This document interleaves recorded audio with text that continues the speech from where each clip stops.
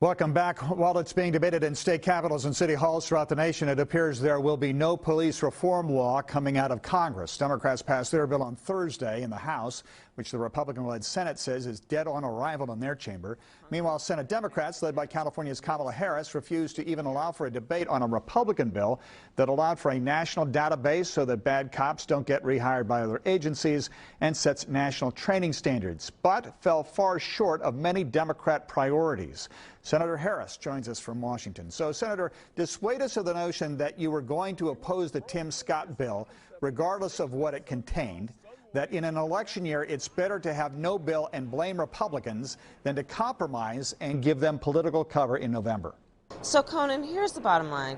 We have a problem in America, and it should be incumbent on leaders in the United States Congress to solve those problems. The Republican bill does not address what was wrong about the killing of George Floyd, which is that we were talking about the need to ban chokeholds, ban carotid holes. Our bill does that. That is not what happens in the Republican bill.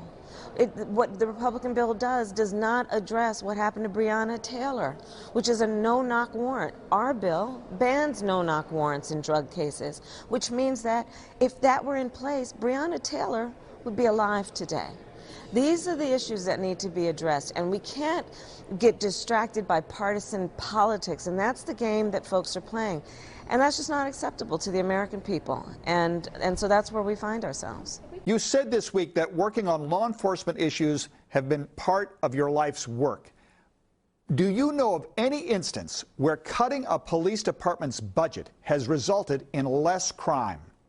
We have to reimagine public safety in America and understand that when we invest in healthy communities, they are safe communities. And when we're looking at the fact that in America today, many cities, the city budget, over 1/3 of its budget goes to policing. We should step back and ask in a critical way, is that the smartest use of the distribution of resources? And here's why I say that. You go to upper middle class suburbs, you will not see the kind of police presence you see in other neighborhoods. But what you will see are really well-funded schools. What you will see are families that have jobs that allow them to get through the end of the month without worrying about whether they're going to be able to feed their children. What you will see are communities where people have access to health care and they can afford it, access to mental health care. What you will see are small businesses that have access to capital. These are the things that make for healthy communities, and healthy communities are safe communities. So let's focus on what we collectively want, which is that all communities are safe, and think about the best use of public resources to get to that place.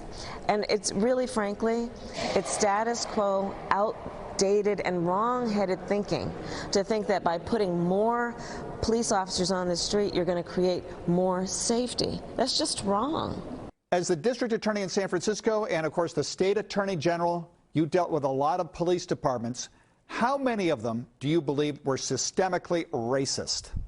The point that we have to discuss here is that there is no denying that when we look at the numbers, African Americans are 4 times more likely to be arrested for marijuana than white Americans, even though there's the same rate of use of marijuana. There's no denying that African Americans are twice as likely as white Americans to be killed by police, that or actually 2.5 times more likely, that Latinos are twice as likely as white Americans to be killed by police. These are just irrefutable facts. This is a fact.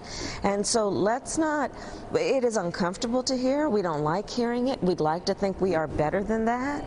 But these are the realities that we have to confront and say that we believe that there should be one system of justice in America, not two, and certainly not based on your race. Senator Kamala Harris, thank you for taking the time. Up next.